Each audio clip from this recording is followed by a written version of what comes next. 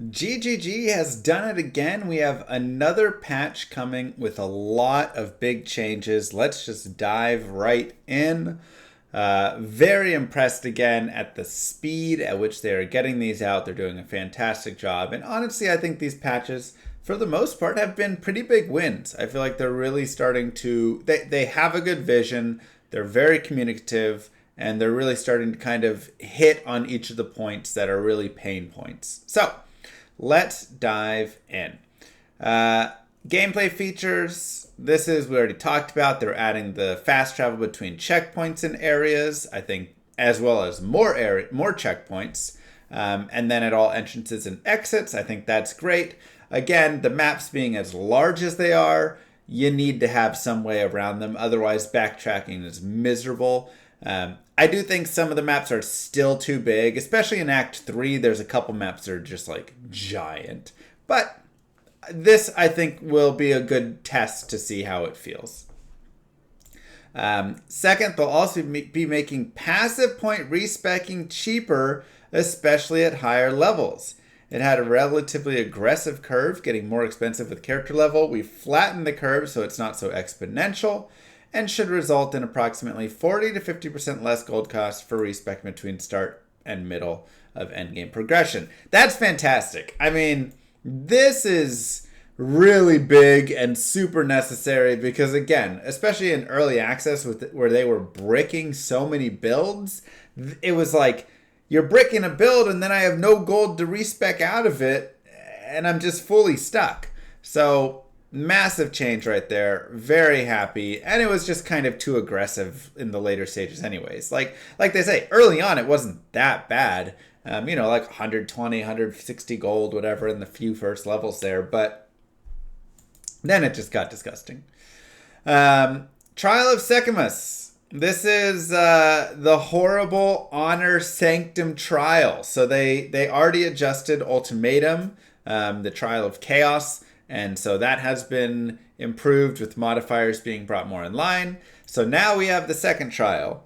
They were talking about how frustrating it is, especially in close range. So we've reworked how honor damage scales when in close range, as well as fixing an important bug that was causing players to take too much honor damage from dots. Oh, thank God. Yes, they were horrible. Honor damage now scales down based on distance to enemies. When in close range, you'll take 35% less honor damage, tapering off the further away you are from monsters. I actually think this is a very creative way. First off, I still don't love honor overall as a system, but if they're choosing to stick with it, I think this is a fair way to do so, making it so, yeah, when you're a melee character and you're up close, you're taking less from that.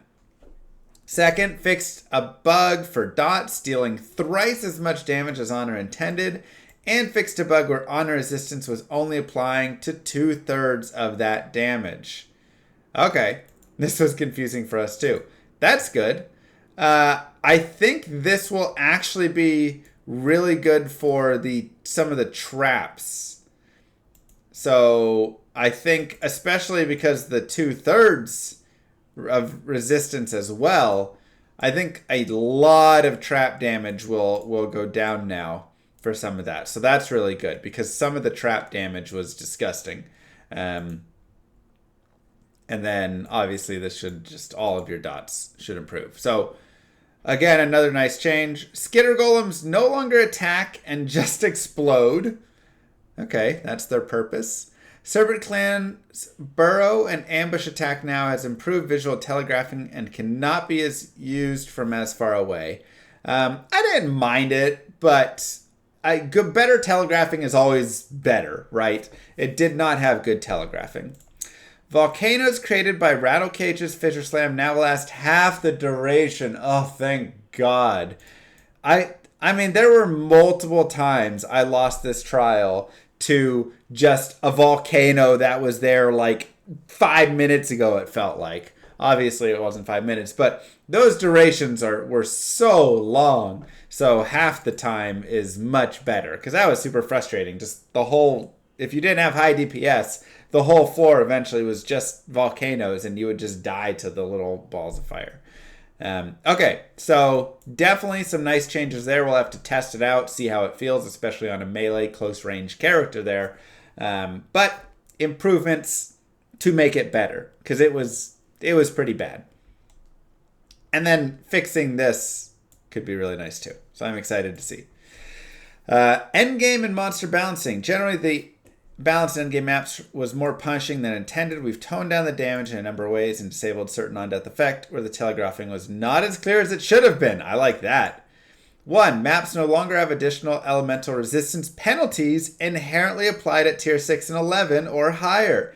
It is now consistent across all of the endgame. Wow.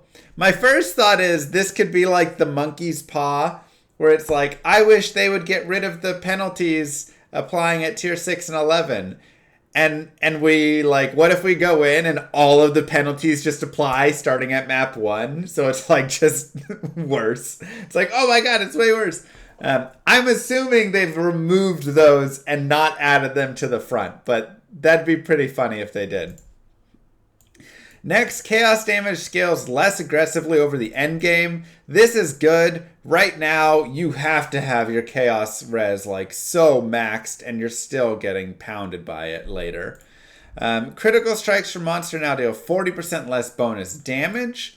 Lowered the baseline monster density and breach, primarily reducing frequency of elite monsters. Wow.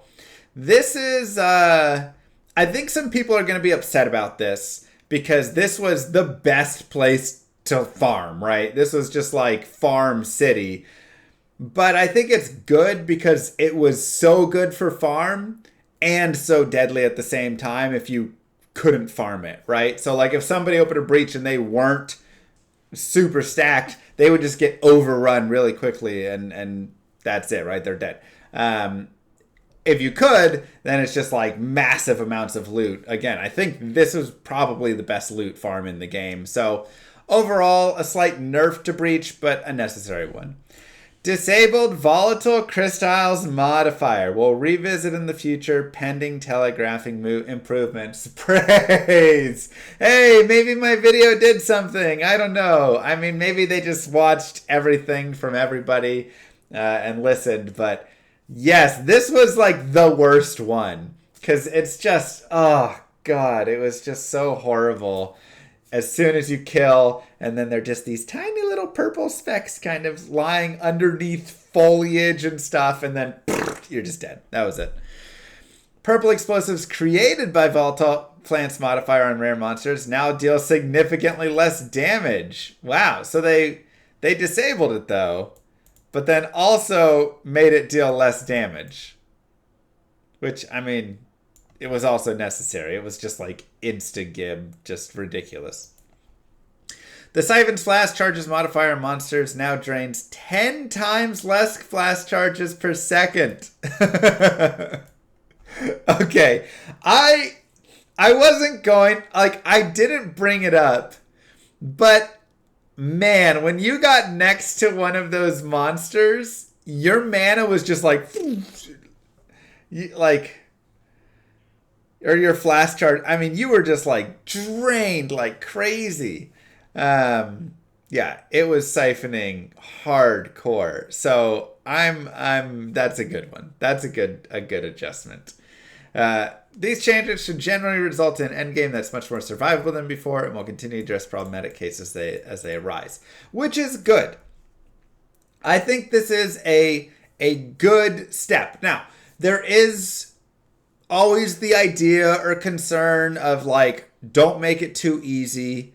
I think there's still too much power as well for the player, but I think bringing down both sides will be the best option, right? Like right now, the end game, it's like, oh, you either get one shot or you one shot the mobs, right? It's like a little too much of that insanity that you get in Path of Exile 1. And you couldn't like build enough chaos res and everything to really just not get one shot by some chaos damage. Volatile crystals were just going to murder you if you didn't see them. Like there were just instances where no matter what, you were going to get absolutely murdered. So I'm glad they're bringing down some of this, some of the crit strikes and stuff. But I do hope they also bring the player back down a little bit. And again, bring back some of the combat that you feel in normal and early Cruel. I think that's where you get some really nice combat. So I hope that that continues. We'll see. Character and item balance. We've made charm modifiers on belts substantially more common and now appear at lower levels. The of symbolism modifier appears at 23 and of inscription appears at level 64. I don't love this. Obviously, like, this is an improvement to where it is, but I don't love that the modifier of a belt for your affix is what gives you additional charm slots. Like, it just feels bad. I feel like it should be at the end of normal, you go and fight, one of the bosses, one of the like side bosses, and it gives you an extra charm slot.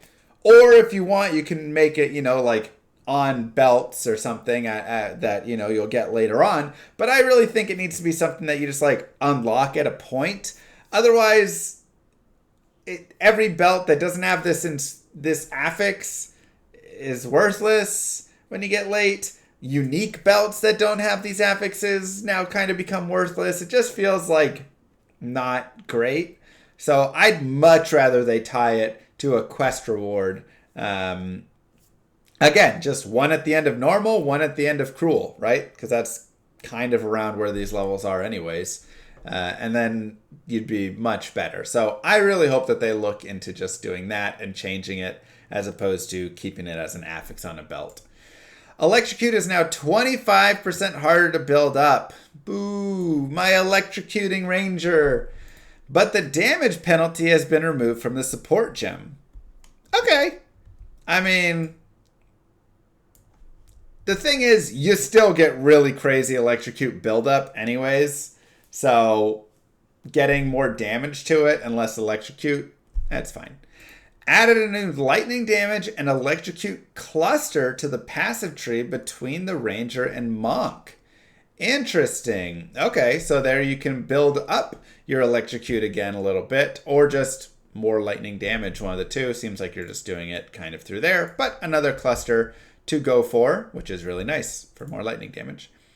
It is now more difficult to chain freeze enemies by reducing the amount of freeze buildup applied after a freeze has been applied. Okay, so just again, some character nerf right here. Just want to keep going after the chain freeze and the cast on crit freeze. And they're really hitting the cold over here. Whatever that build is, the sorceress or whatnot, they don't like it. Or it was just too good, right? The Hunter's Talisman Noble now grants +1 charm slot. The small passive skills leading up to it now grant the stat it formerly gave. The Charm Helper text has been updated to indicate that you cannot have more than 3 charm slots unlocked, so you can add more sources of it in the future. I mean, don't love it. I think, again, just put your charm slots on a quest or on the belt and leave it at that.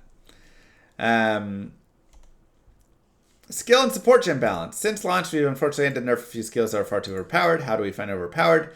Basically, a situation in which a certain skill is so powerful, players feel no other method of playing the game is viable. Generally speaking, we try to do this in a way that doesn't make the build bad. Ideally, any true meta shifting changes will only happen at the same time as a content patch with a new league to play in. Doesn't mean we haven't been looking at underpowered and support skills and support gems. We've got a number of changes planned to improve. Here we go. Improvements to Rolling Slam and all shield skills in the mace section. Love that. I actually was really enjoying Rolling Slam. So Warrior does feel a little slow. And later on, as you're playing the Warrior, it feels like you don't have the speed that the other classes have. But because the game is also so punishing, you also don't have enough of a heavy hit, right? It's like your single target doesn't feel like you have a big hit as much, and it doesn't feel like you have enough defenses. So I'd love to see them maybe, hey, if it's going to stay slower, really pack on the defense or something for it. Improvements of various bow skills, especially skills used to generate frenzy charges. Okay, that's fun. Improvement to bone spells and chaos damage over time spells in the occult section. Nice. Bone spells could be fun to check out. Improvements to various crossbow skills, especially higher tier ones. I haven't really played much crossbow, so I'd be curious to see what they're boosting there. And improvements to some of the underachieving quarterstaff abilities. Nice. Alongside these, all of the skill gem improvements, we've also done Passover support gems. We've added 2 new supports and removed or lessened the penalties on many others. Whew. Excuse me. Notably, the fire, lightning, and cold exposure supports. Added a tremor support gem, which can be used to give up to multiple more aftershock to skills with a damage penalty. Okay, so that'll be nice for your warrior right there. And added the bidding support gem, which can be used to give more damage to the command skills of supported minions. The fire exposure, lightning exposure, and cold exposure support gems no longer penalize damage of support skills. They now have a mana cost multiplier of 120%. Okay, so that's really nice right there, right? Getting all of those boosts. There are also some notable nerfs to a few of the remaining overachieving skills. Skeletal Arsonist spirit costs now match the other 2 skeleton mages. This should result in a slight decrease in the number of arsonists at a higher level. Look, we knew it was coming. The Arsonist needed a little nerf. I'm sure it's still going to be fine. A nerf to damage over time component on very high levels of Tornado and Vine Arrow. These were never intended to be dealing damage themselves, but more so act as a way for other skills to propagate damage. I mean, the Jung build gets nerfed again. Again, another one. I mean, this was like a 10 million DPS build or something, right? Magnetic Salvo can only use your stuck lightning arrows as opposed to those created by your party members. Again, a change that was definitely necessary because, let's be honest, Magnetic Salvo is already a pretty sweet skill when you're just, it's like a clean up, get the map blown up. But using all your party members' leftover arrows is pretty nutty. And as we wind down for holiday season, we want to thank you for our successful launch. Could not have done it without your support. A lot of our team will begin to take some rest over the next few weeks and then get back in the new year. Wow. So those are the patch. Sorry, I'm tired, but those are the patch notes. Overall, a big win. A couple nerfs to some builds that needed them, I would say. But otherwise, really great changes. Lowered respec cost, fast travel between the checkpoints coming, big changes to honor, and just the whole trial of Zekimas, which is great. Endgame has been made easier. Again, I do hope that they'll continue nerfing down some of these really strong builds because like some of them are still, and I think they're doing it, but they're being very intentional and kind of going build by build, right? They're not blasting out just like a massive nerf to 50 builds or 50 different build nerfs. They're like, hey, we're going to focus on this build, reduce it, focus on this build, reduce it, and try and go kind of strong build by strong build to hopefully bring back some of that difficulty again. Because when you do get up to those high tier maps, you are either blasting or being blasted right now. And you lose, again, a little bit of that sense of the combat that I think they really want you to have in the game. Otherwise, some charms or jewels that got adjusted. The belt charm stuff adjusted. Again, still don't love that. And yeah, pretty good patch. So shout out to GGG for again coming in hot with a lot of big changes. Looks like we will have a few weeks here, 2 to 3 weeks, where we don't really get much as the team takes holiday. But then I'm sure once New Year comes back around, we'll get some sort of big patch with a lot of stuff that they've been noticing over the holidays. So, with that being said, don't forget to like and subscribe, YouTube. I hope you enjoyed this video, and I'll see you guys in the next one. Peace, everybody.